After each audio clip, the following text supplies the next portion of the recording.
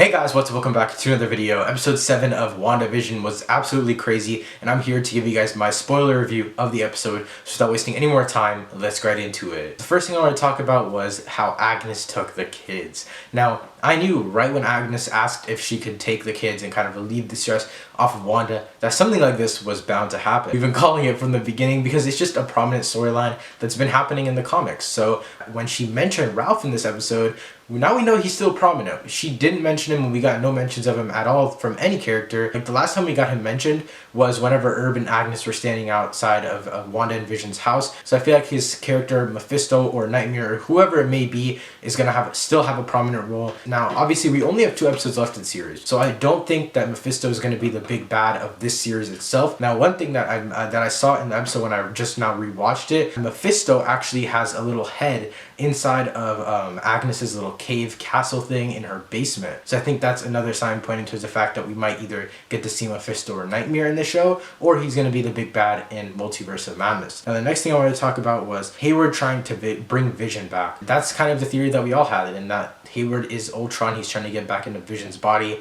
So obviously Vision's body is way stronger than just a normal human's body. It might be in the finale where we kind of see Ultron come back. We might not get a specific explanation as to what his plan is or what he's trying to do. We might just see Ultron come back, and that's if he even gets Vision. We don't even know if he's going to get Vision. One thing that was super disappointing along with the timing of the episode was definitely the fact that we didn't get our cameo this episode.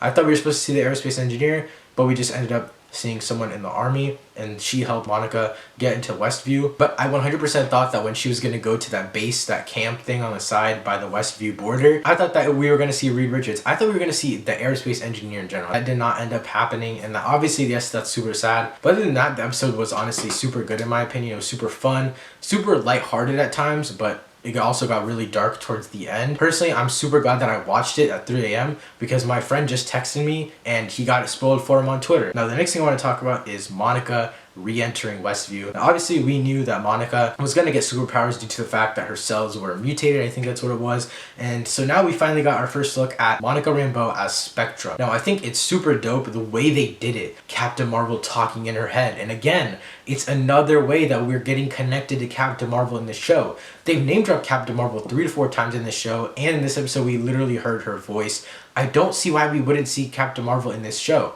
whether it's in the next episode or the finale. I really want to see a battle between Captain Marvel and Wanda. I think that would be super dope to see. Also, I heard online that Spectrum, Monica's superhero character now, is almost as strong as Captain Marvel. So, and I know she has a prominent role in Captain Marvel too, so maybe they're teaming up to fight Skrulls or something like that. I feel like that'd be super dope to see. I like Monica's character because she was a normal person and she has like normal feelings. Like she genuinely cared for Wanda. She wanted to go into Westview, risk her body just so that she could get in touch with Wanda and actually be safe and kind of talk to her. Obviously, Wanda did not like that. She basically like kicked her out of the house again. I thought we were gonna get a full battle scene on the streets and kind of like that protect our home scene from the final trailer that we got for WandaVision, but that didn't end up happening. I think that the protect our town is gonna be in the next episode, her and Vision together. Speaking of Vision, I like the way that they did Vision and Darcy in this episode. Vision knew Darcy. Vision tapped Darcy out of that mind control state that Wanda put her in. We also saw that Wanda was subconsciously trying to stop Vision from getting home. Once Vision kind of left the truck and Darcy was stuck there, we didn't really see anything else of Vision. We didn't get to see anything of where he went, what he was doing.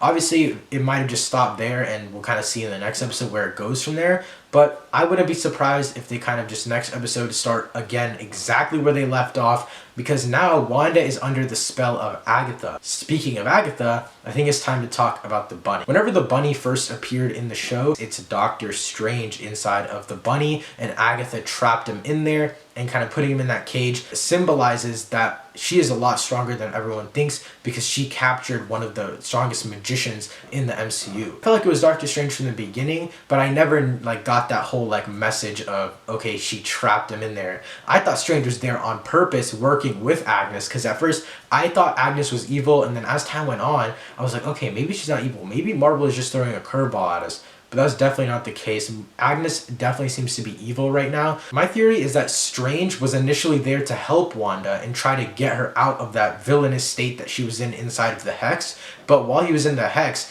Agnes captured him, put him in the cage, and Agnes transformed into a bunny. I don't know what it symbolizes necessarily, but that it is what it is. That's the form that she chose to put him in. It was also super awesome to see Agnes controlling everything behind the scenes at the end of the episode. That montage that we got, I do wish it was slightly longer. As I mentioned before, I think that Ralph and / Mephisto or Nightmare, I think that is going to be a very important role just because Agatha mentioned him in this episode. If she didn't mention Ralph in this episode, I don't think that he would have played a big part at all. But the fact that she mentioned him after a long time with no mentions of Ralph at all, I think he's going to play a super important role. Another thing that also correlates with Agnes is just Pietro in general. We found out that Agnes was controlling Pietro and she kind of brought him into the universe. Now this connects to another topic that I want to talk about, which was the Nexus pill. We only got one ad in this episode. It was for Nexus pill. It was kind of like, are you in discomfort? You know, do you not like the place that you're in? Take this pill, whatever, blah, blah, blah. I don't remember the exact terms or whatever they used in the episode, but I think one super cool thing was the word Nexus means anchor of the multiverse. Now, what does this mean in general? I think that Wanda is gonna be the Nexus because she is gonna be the anchor point of the multiverse. She's the first person in the MCU to kind of actually like genuinely shift around and kind of use all that stuff in the multiverse. Also in the episode, she took the pill. She ate the Nexus pill. So I feel like that all correlates together. On top of that, when Nexus deals with the multiverse, I think we can correlate that back to Agnes and Pietro because maybe Agnes wanted something that would traumatize Wanda and kind of pull her out of being able to control the reality that she was in, the Hex. I think it was Agnes's plan to bring in Pietro from a different multiverse, which would obviously be the X-Men multiverse, and kind of torment Wanda. Now, the reason she couldn't use obviously Aaron Taylor's Quicksilver, obviously his body would already be decayed, so she had to obviously pull him from a different universe. Honestly, the most disappointing part of this episode, as I mentioned before, was just the fact that we got no cameo. I didn't really care for it being Reed Richards. I just wanted some sort of cameo, whether it was